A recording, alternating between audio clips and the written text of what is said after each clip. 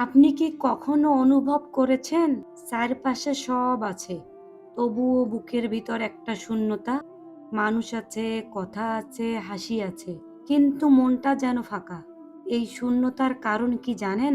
কারণ হৃদয়টা এমন এক সত্তার জন্য তৈরি, যাকে ছাড়া সে কখনো পূর্ণ হয় না। আল্লাহ বলেন, জেনে রাখো, আল্লাহর স্মরণেই অন্তর সমূহ প্রশান্ত হয়। সূরা রাদ, আয়াত ২৮। হ্যাঁ, যে ব্যক্তি আল্লাহকে স্মরণ করে তার হৃদয় কখনো শূন্য থাকে না।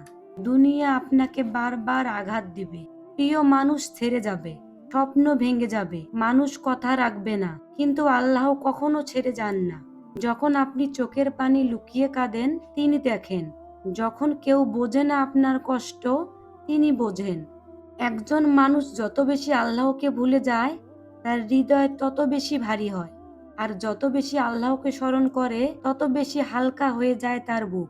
কারণ রিজিক হলো হৃদয়ের জন্য অক্সিজেন। সুবহানাল্লাহ বললে অহংকার ভেঙে যায়।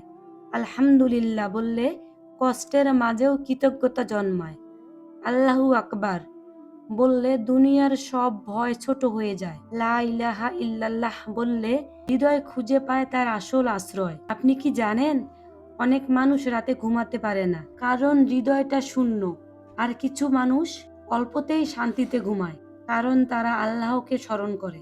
তাদের জীবন নিখুঁত নয়, কিন্তু হৃদয়টা পরিপূর্ণ। যে হৃদয়ে আল্লাহ আছেন, সেখানে ভয় রাজত্ব করতে পারে না। হয়তো সমস্যা থাকবে, কিন্তু আপনি ভেঙে পড়বেন না।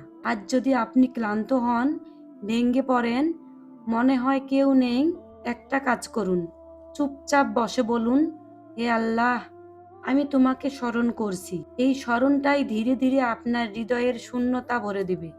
মনে রাখবেন, যে ব্যক্তি আল্লাহকে স্মরণ করে তার হৃদয় কখনো শূন্য থাকে না, কারণ আল্লাহই হৃদয়ের সবচেয়ে বড় সম্পদ।